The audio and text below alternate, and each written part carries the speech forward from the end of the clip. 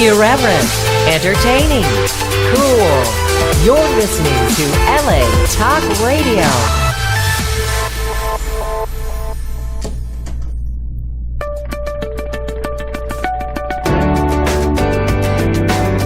You're listening to The Inner Voice with Dr. Foojan Zeine, only on LA Talk Radio. Hello, everyone. I'm Dr. Foojan Zeine, and welcome to the Inner Voice Show. This show is about making a difference in your life so that you can create a free mind. Yes, a free mind, a mind that feels free and is free, and a heart filled with love toward creating a wonderful and a fulfilled life for you. I will bring you the latest research in the realm of human sciences, and we'll talk to experts in their fields to bring you the jewel of their knowledge and wisdom. Let me tell you a little bit about my latest book, Life Reset, the Awareness Integration Path to Creating the Life You Want. This is done with the latest psychological model that has been presented to you in a series of exercises which you can complete in your own time. So it's a self-help model that we have created. Although the model of awareness integration is a psychotherapy and a psychological model, but we've created it in a way that you can just go ahead and easily go through the exercises. And even in this way of self-help, where we've researched and published it with many groups, and the latest one with Cal State Long Beach students, which resulted in 68% decrease in depression. And that was even in a self-study format. That's why I'm positive that you will really be able to use those exercises and create a fulfilling life for yourself. You can get the Life Reset book from my website, www.foojan.com. F as in Frank, OOJAN.com. And if you'd like to consult with me, my offices are in Irvine, Woodland Hills, and Brentwood in California, or I do consulting and coaching online with anywhere in the world. And again, you can go to Foojan.com and get all the information from there, or you can call me at 818-648-2140. We'll be right back with my beautiful guest, who I'm so glad to have her, Lauren Evanow, in a minute.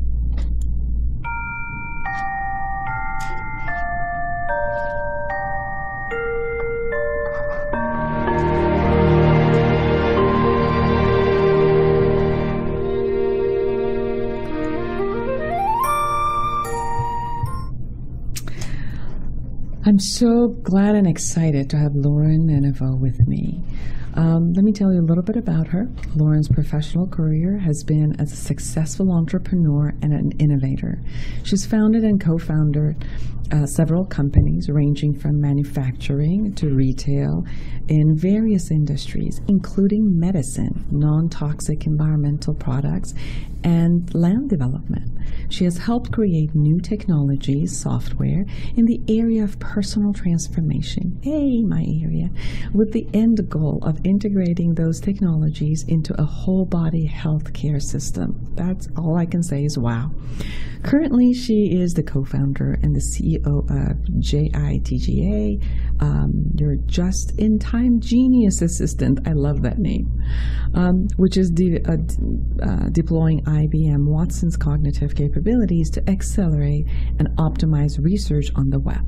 She also acts as a strategic advisor and a board member to several companies in the healthcare industry, as well as in the transformative technology area. She's in the founding business advisor for the Conscious Healing Initiative, and you can go to www.chi.is.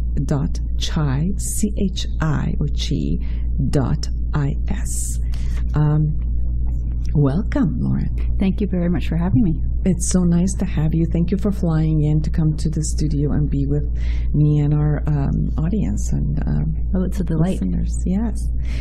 So we're going to talk about transformative technologies and how you have been able to work with it and bring it into the health industry. Okay. I hope we stay on topic. I can go all over the place, so you'll reel me in once in a while, I hope.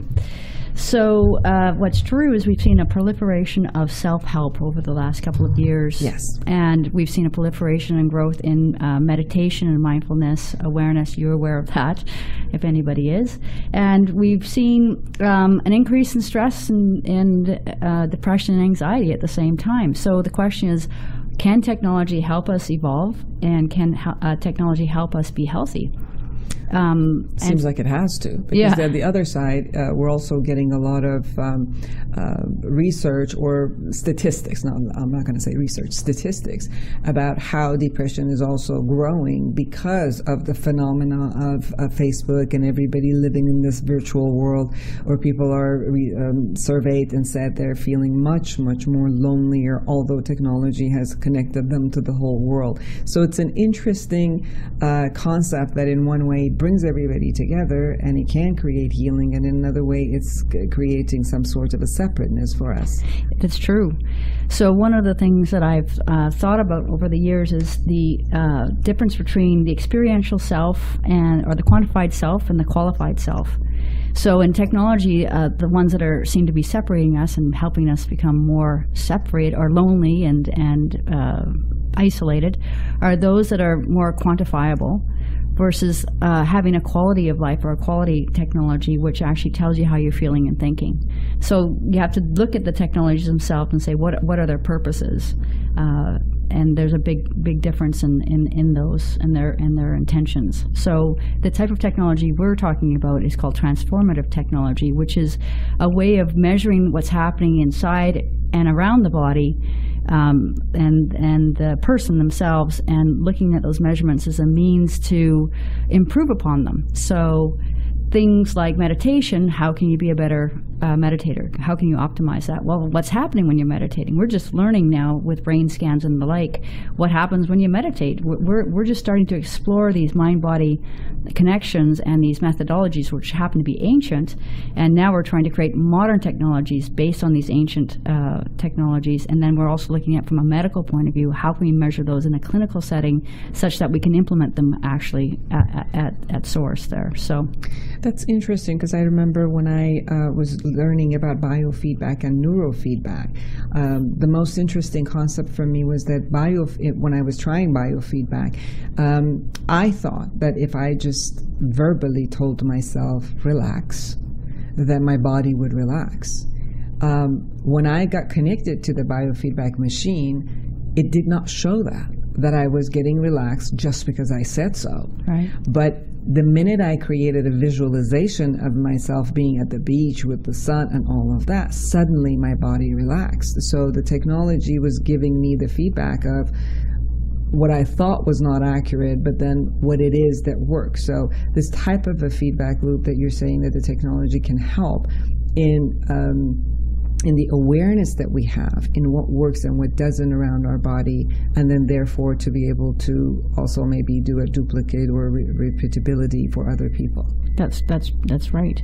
And the other thing is, we're not just measuring the body now with technologies, we're actually measuring the fields around the body. Mm-hmm. So we know we have an energy field, mm-hmm. we measure those already in EKGs and EEGs. Those are standard electromagnetic fields that the body generates.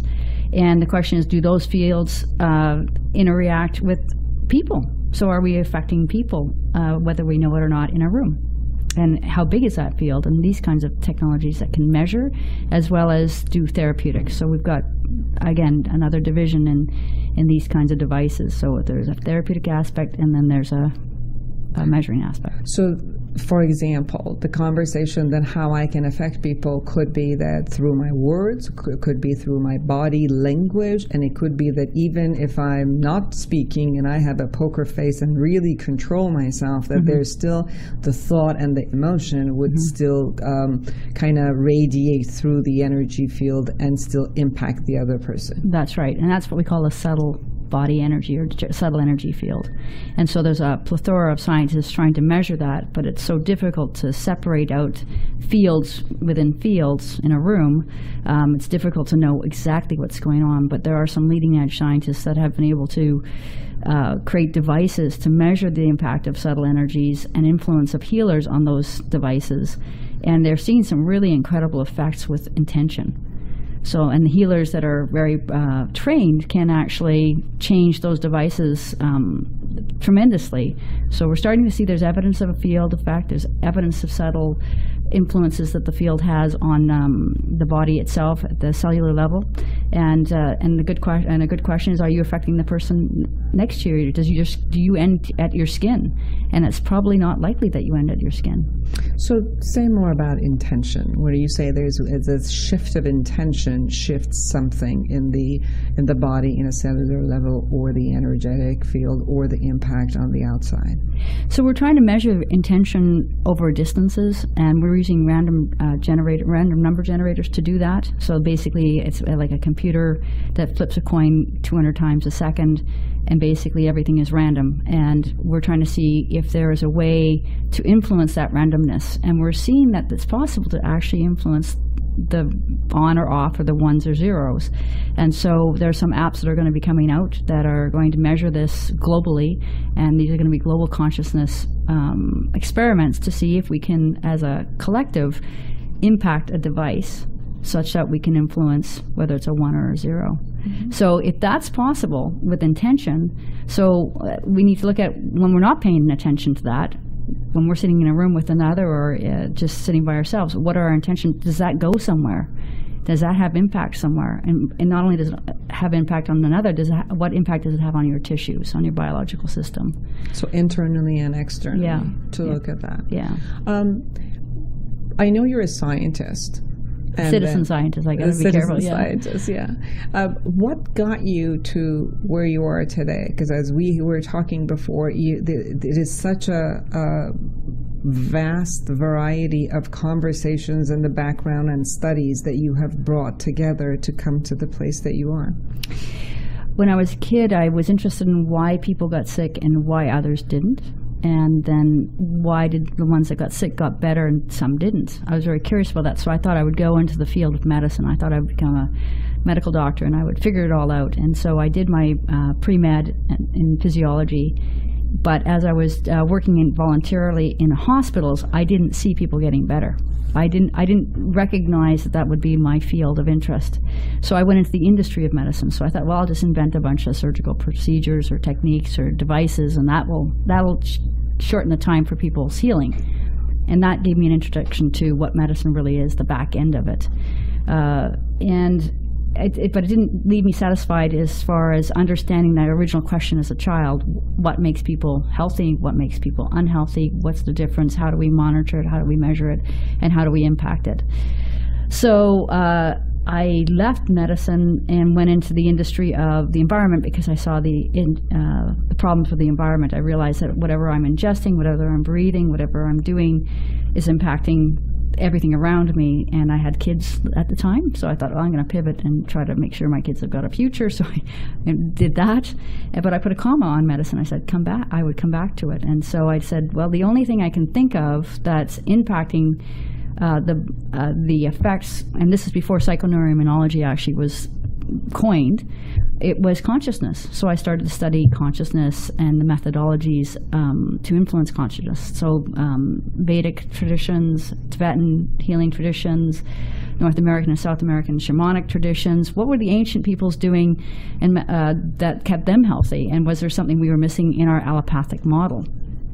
And so I actually became a healer and worked with drug addicted people and PTSD, people basically having a problem with PTSD, suffering from that. And again, I didn't see any treatments outside of the allopathic method, which was and still is, fairly pharmaceutically oriented. So then I wrote a paper called Towards Quantum Medicine. So I started studying quantum physics and said, well, there's something else going on here, and I wonder how we can look at quantum physics and itself as a means for healing. And so that is actually how I met Dr. Shamini Jan, who runs Consciousness and Healing Initiative. And we met years later after I wrote that paper, and we sat for probably 5 hours straight talking about the need for bringing consciousness into the medical realm in a clinically valid and scientific way. And she has spearheaded that organization and has done a fabulous job of bringing academic rigor and science scientific rigor to the idea of consciousness and medicine, so that we can actually start looking at this in a clinical way, in a valid way. And so there's a tremendous amount of work that she's done. So that's what brought me into looking at devices. So I thought, well, it's great, our methodology, but I don't have 30 years to sit in a cave and try to meditate my way out of my problems. Not to mention, I wouldn't even know where to start there. So I thought, well, can't we use technology to accelerate our ability to be at peace and to be whole and actually to be in these states of being that we talk about with enlightenment? Is there a way to get that happening at a faster pace using devices? And then so that's when I started funding these kinds of transformational technologies, because I thought, well, if I can measure how a person's feeling and thinking, then we can help them understand with their thoughts how they can control the next moment. So that's where you have actually done a heck of a lot of work with your awareness integration methodology and work, and it speaks to that more than anything else. Yes, it seems like there's a certain phenomena that happens simultaneously. So simultaneously, there's a thought that happens, and it seems like the thoughts are happening, but and it doesn't appear that we have control over it happening, but we do have a control over which one we focus on or not focus on. And then there's emotions happening in our body. And then again, the same thing, we can focus on the sensation and give a name or a meaning into the emotion or not. And there's a physiological aspect to it, and then there's a behavioral aspect to it, that a lot of times this happens simultaneously. And it seems like as all of these are happening automatically, like what you said, the intentionality holds where the thought, the emotion, and the behavior funnels itself through and holds that space, while it no longer holds the space or attention on the other ones that are jumping up and down. Mm-hmm. And so when is it, for example, when you were talking about addiction, I worked with addiction for 25 years, and I consider myself an addict. So when I look at my brain, is when is it that at the same time the same sugary concept is in front of me, you know, like a donut or some cream puff is in front of me, and all the thoughts are always the same, but how come one day I choose this thought, emotion, and behavior and resist it and not have it, and for it not to even be an issue? And how come the next minute all of those I choose and, you know, behave in a way that I pick it up and put it in my mouth, and then I have, you know, backlash emotions and thoughts and meanings around it? So when is it that we choose each one of them is still an interesting question. Mm-hmm. I think it's a question of awareness, mm-hmm. and where you are at in terms of conditioning and your belief systems and how you are able to be present. So if you're focusing on the past and you're focusing on the future, I think that is when we have behaviors, or we can have behaviors that are not supportive of our goals or intentions of maybe not eating that piece of chocolate, which I just did. But, you know, that kind of thing. It's when we're not aware that I think we fall back into our conditioning. So I use a little bit of an analogy or allegory. I pretend, when I was raising my kids, I was talking to them about, you know, they get triggered. So it's like a pinball in a pinball machine, and it's a trigger, it's a stimulus to react or respond. But if you react, it's just going to go down the same slot. You're going to have the same results over and over and over again, unless you become more aware of the stimulus itself. Recognize it's not the same as the last time you had that stimulus. The conditions are totally different. You're in a different environment. It was said by somebody else, or the situation was different. So it's not the same. So don't rely on the past. Be present with the future and try to influence that ball, metaphorically, to go down a different slot. In other words, have a different response.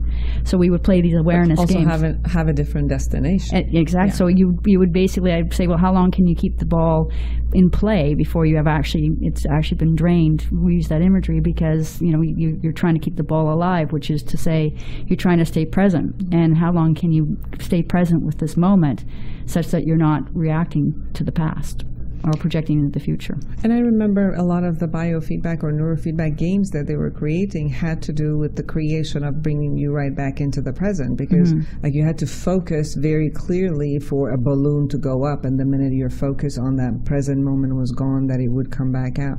So are we using technology? Are you looking at devices that utilizes technology to bring back people to the present moment? Or like out of all the measurements that you're doing, what is the destination that you think that the technology that you're creating needs to go?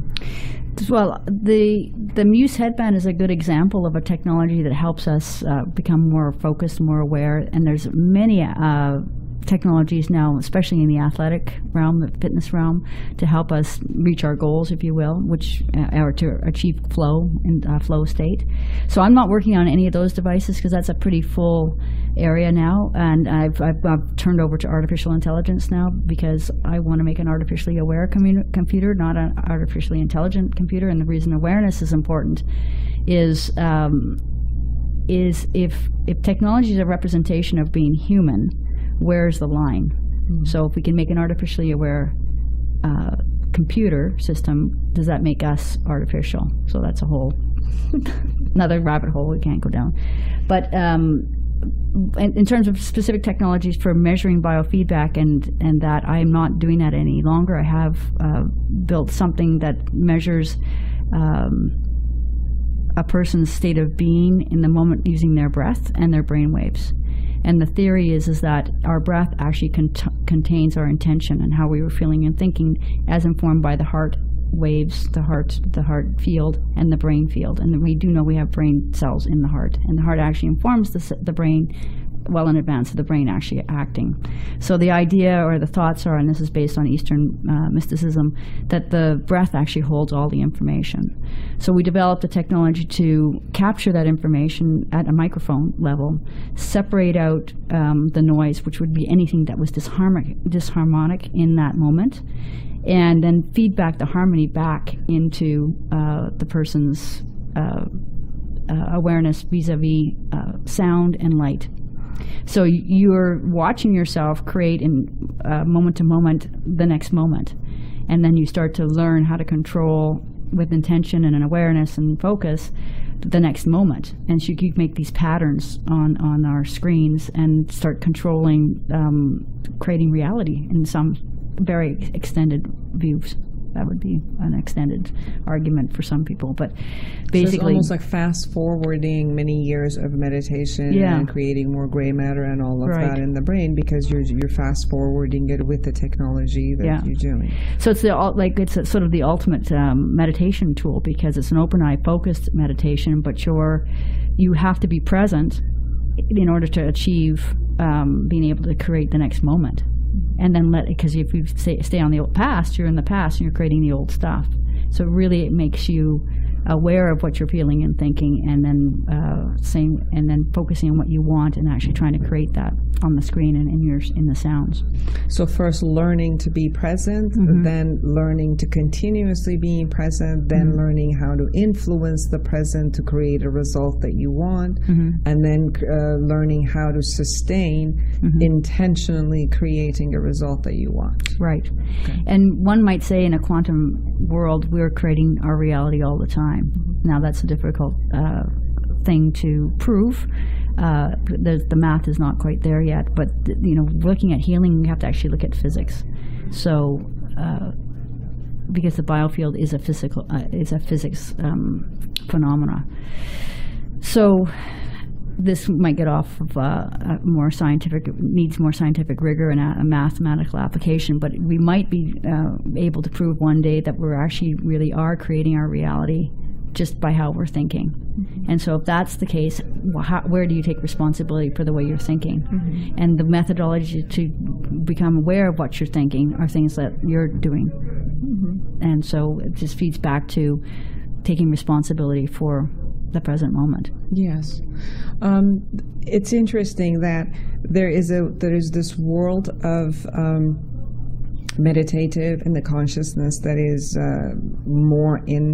it's happening more in an isolative place where you got to sit down with yourself, like you said, in a cave or in a space which is alone, or now with a computer, and then we have to go into the world and deal with the world. And it seems like there's also needs to be the bridge of the accountability from who I am internally and externally. How do I deal with the triggers of the world? Because it's much easier to just be with myself and control the triggers of my brain, but to do all of this while there's another human being with their emotions, thoughts, and intentions, and then 2 or 3 of them, like in a family system, or you go to work and it's all of these layers that are there that you go into that dynamic, which not only you're needing to be with yourself, but then this mechanism has to deal with all of these other systems, and we have to learn how to bridge that.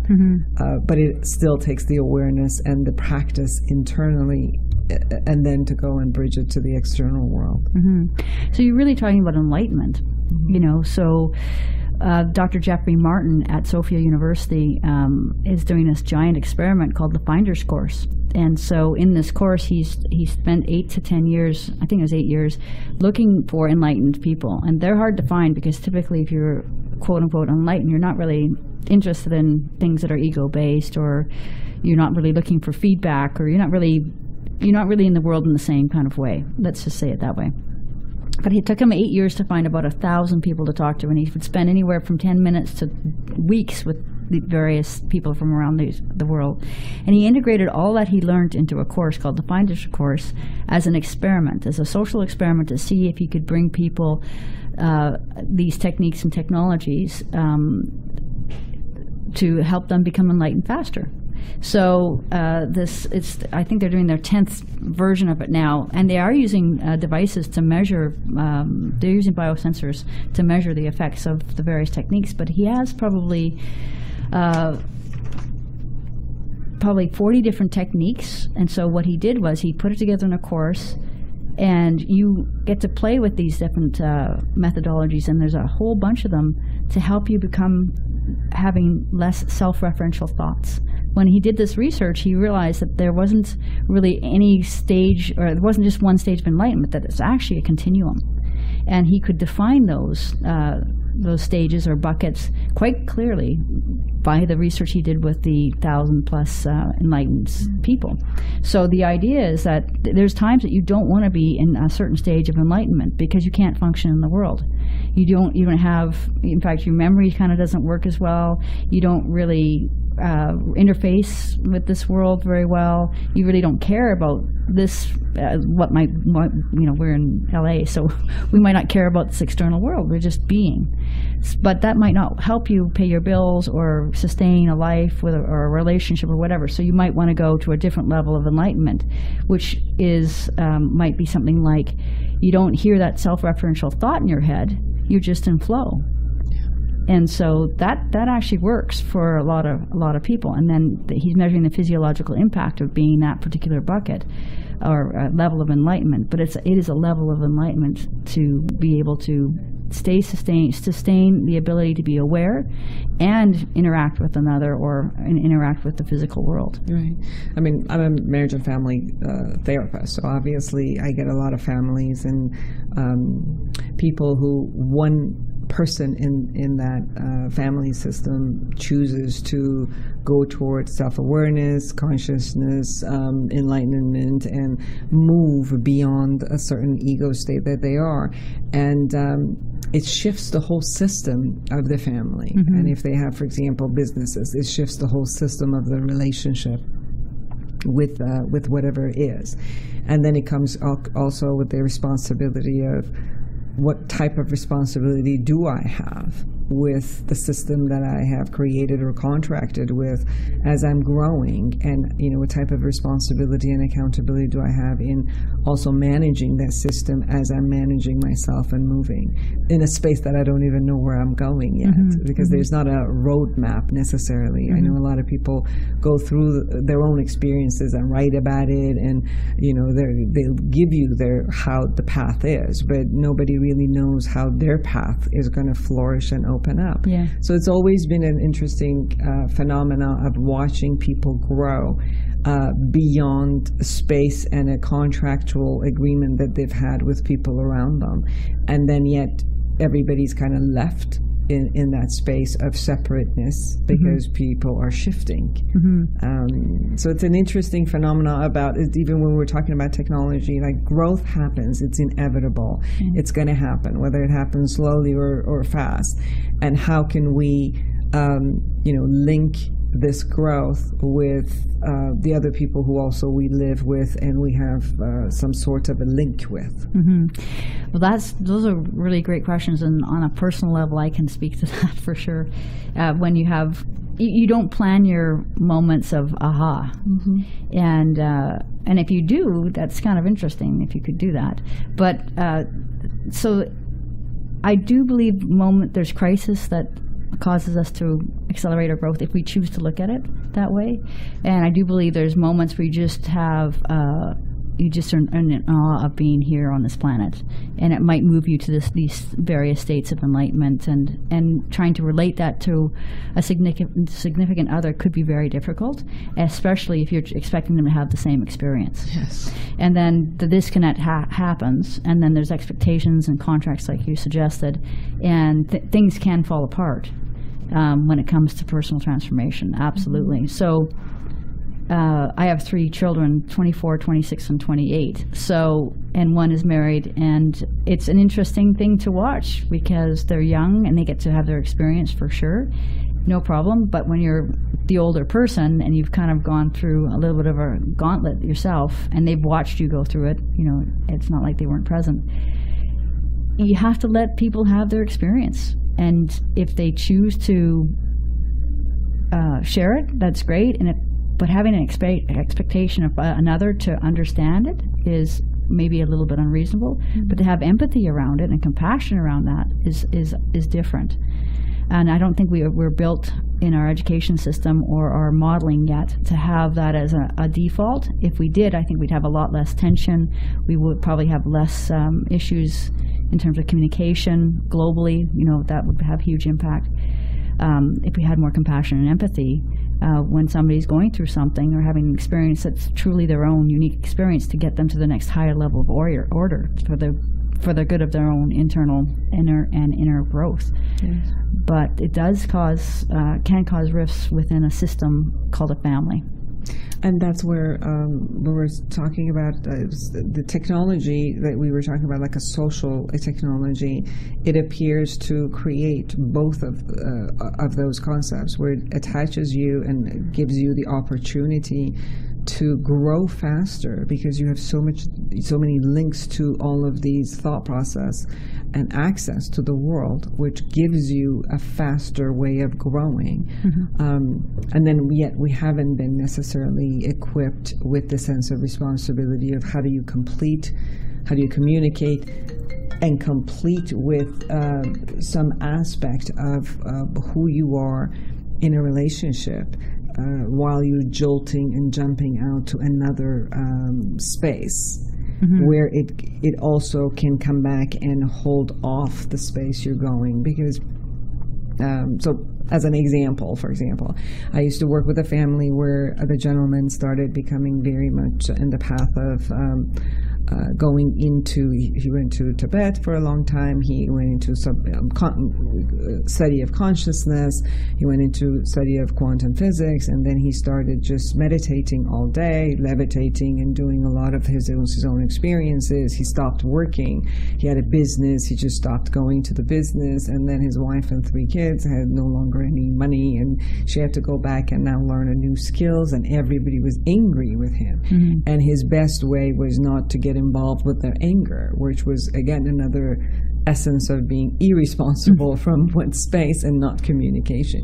So it was this concept, and I got his suffering also. It's like, if I put my foot down on the ground now and go into that world, is a world that I tried so hard to move away and go be enlightened and be in another space, and this world pulls me in. And so finally it was a conversation about how do you how do you hold yourself in accountability of completing at least one world and contract and be responsible about it, while then you take on and go.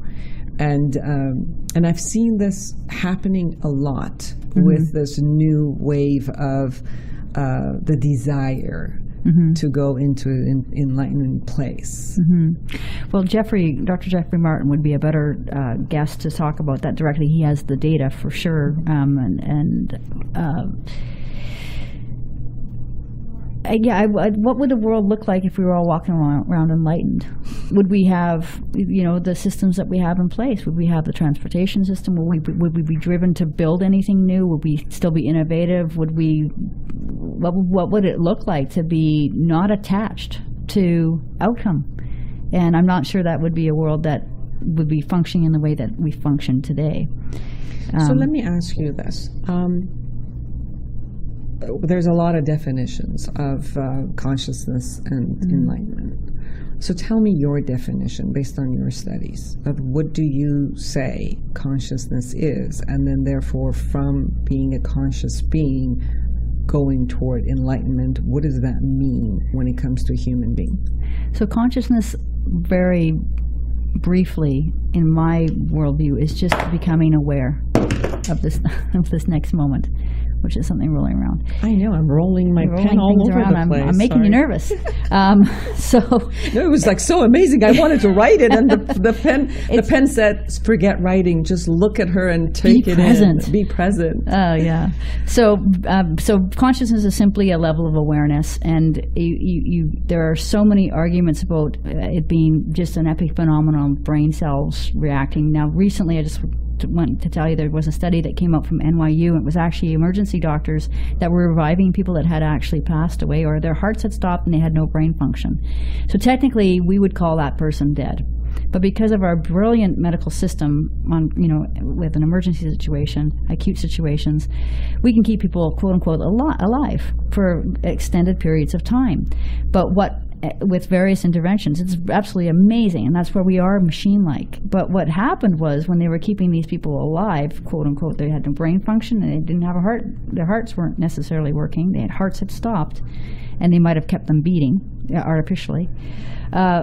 These people were having experiences that they could remember.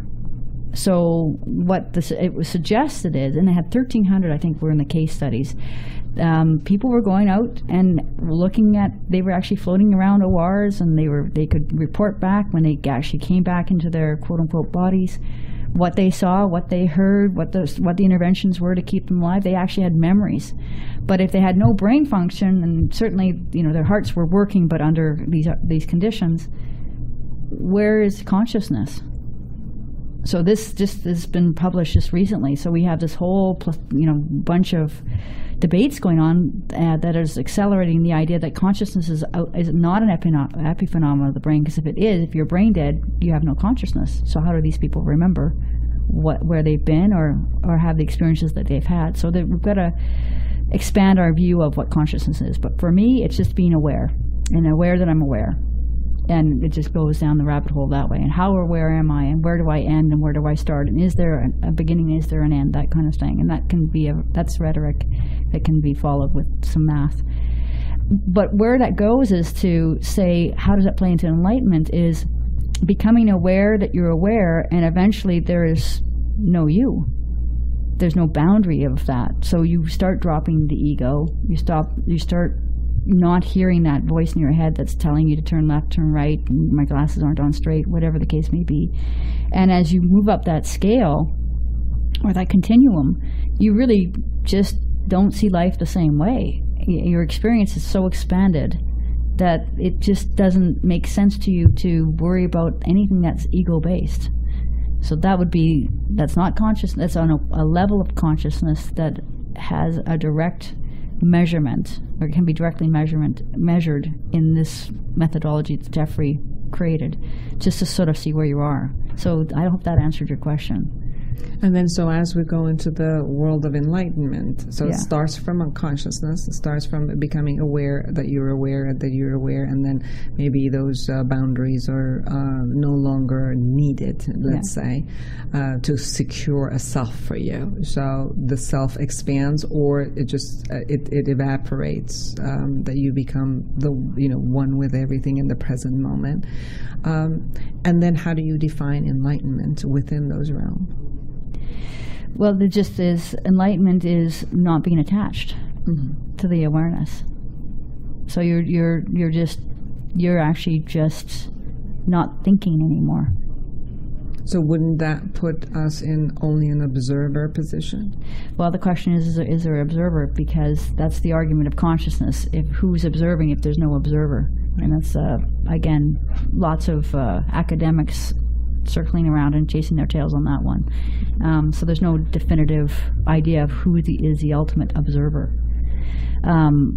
Some people would say, and I'm sort of of the camp, well, because we observe it, it exists. So we're collapsing a quantum wave is how some of the language is around that with some quantum physicists. But again, the observer effect is I'm safer with saying that there is an observer effect than saying there's not, because I can't defend the non-observer. I'm not academically inclined that way. But does that make sense? As much as it can. Yeah. Because things can only make sense to me as much as I have a reference to it, and everything else obviously doesn't. So it just keeps expanding the reference of what I can, visualize, let's say, or put it into the mechanism that I have. Right. Anything beyond anybody's mechanism, it does not appear that it makes sense. It could experiences. I have a lot of experiences that I can't make sense of. As you were talking, I remember in San Francisco, between the bay, there's a tunnel, right? Yeah. And I used to live in Walnut Creek for a couple of years. Okay. And I was going to a seminar, actually, for a Buddhist Vipassana. And it was interesting. It was in the morning. And I was flying in my car. So I hope nobody's listening, but I was going about 80. And there was nobody on the road. It was like 6 a.m. on a Sunday morning. And I went into the tunnel, and the tunnel breaks at one point. Like, you can't see. It turns, so you can't see. So as I was driving and listening to music, suddenly I turned, and right in front of me, there were two cars which had crashed. And each one of them was holding the space where you couldn't move. Like, if you wanted to go forward, you would have crashed into one of the car, and then you had to maneuver between them. So as I turn, I see this, and I put my foot on a brake, and then I see a car behind me that is coming. The experience that I had that day, Lauren, was I was like hovering above the car, knowing exactly when to put my foot on the gas, so that I go a little bit forward so the back car wouldn't hit me, and then put enough pressure so that I wouldn't hit the front car, which was standing in front of me, and the eyes, two little gorgeous eyes, were looking at me as I was going to hit them. And this maneuvering went on until my car stopped, like millimeters from the car that was crashed. And the car behind me did not hit me. And I wasn't anxious. I wasn't fearful. I had no fear in my body. And I looked and I thought, everybody's safe. And then I rolled down the window. I said, do you need anything? They said, no, we already called.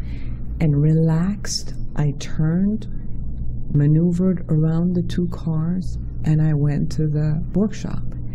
And as I was leaving, driving out, I'm like, wow, that is not the me that I know. Who created that?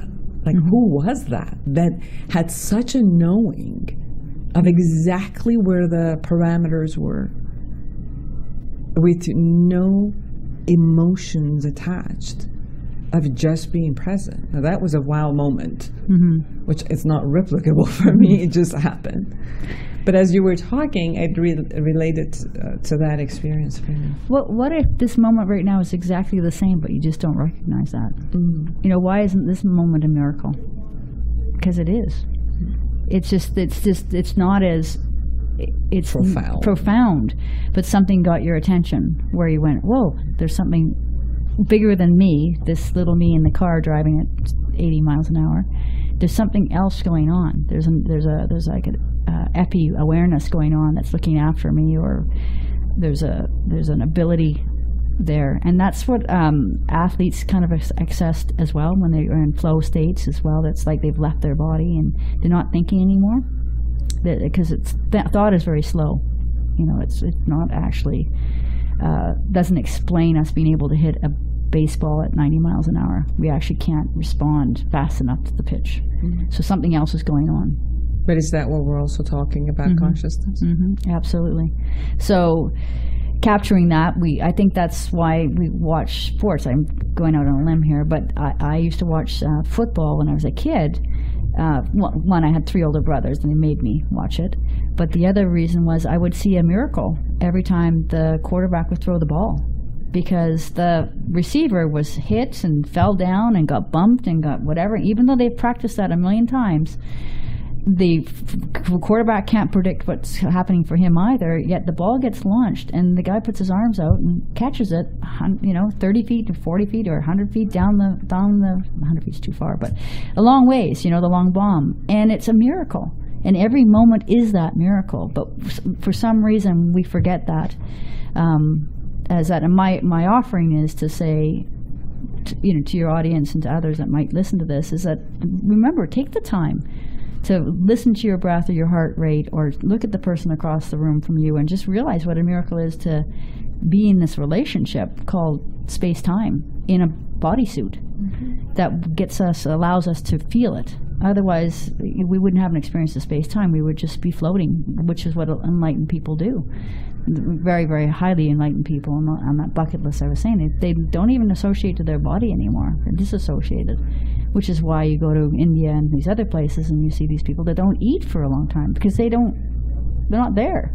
The body doesn't need that much. I've seen people underwater for 10 or 15 minutes, and I get uncomfortable because I think there's something wrong and they should get up. And then when the guru comes out, he says, what's your problem? I'm going, because you've been in there for 15 minutes underwater. And yeah, okay. The point is, that's what we're capable of. So if we as a society, and I'm talking about a Western society here, could come to a place of understanding how wonderful it is and how amazing we are and how extended we are, and not this little limited being, ego, small thing, but just how amazing our capacity is and potential is. First of all, to be healthy, not only in our own bodysuit, but healthy in relationships that you were speaking of, not just with our loved ones and our family members, but with our neighbors, our communities, and all that kind of stuff. Just think about that. We can actually do this, but we just have to remember what our end of it is, what our responsibility is around that. And when you do that, to create it, it seems to me like going through a developmental stage of a child becoming a grown-up. It's almost like you go from this egoless state, then you have to create an appropriate healthy ego, strength and strong ego, where you can create strong relationships and appropriateness, and then start letting go of the structures that you've created in order to expand. So it's very interesting in how this is part of your growth and building, and then letting it go to grow to the next level. Yeah. So my goal on this planet, if I can have one, is to help humanity evolve by building technologies that do that and support that. And they can be soft technologies, they can be hard technologies, and they can be inner technologies, and they can be outer technologies. The inner wisdom that we have is the most profound technology ever. I do not believe we'll ever replicate it. Artificial intelligence won't even come close to it. And so I'd love to get in a room with Elon Musk and try to understand why he thinks that a machine is going to outdo one human being. Maybe, yeah, but I don't see it quite yet, unless we do create a self-aware computer, which means we would have to be able to, at every given moment, program that self-aware computer with a human being's self-awareness, and there's 7.3 billion of us on the planet, so there's no right way. There's not one way of being human. So that would be an incredible feat if we could do that. But it would give us a window into understanding patterns. So that would be the meaning of it. But it's been such a joy to have you, and I hope that you come back and we keep expanding our conversations into a whole different space. Thank you again for joining me and our listener and flying down. And I'm so excited about hearing about your growth, whether it's internal, experiential, or in the technologies that you create and invent and offer the society. Thank you so much for having me. Thank you. And thank you for all of you for listening with your heart. And if you need to give us suggestions and ideas about topics that you want me to speak about, or have my wonderful guests to come in and talk about it, please go ahead and email me, foojanzeine@gmail.com, or just go to foojan.com. Create a wonderful, wonderful, amazing, fulfilling day, week, and a life for yourself. Bye-bye. Till next week.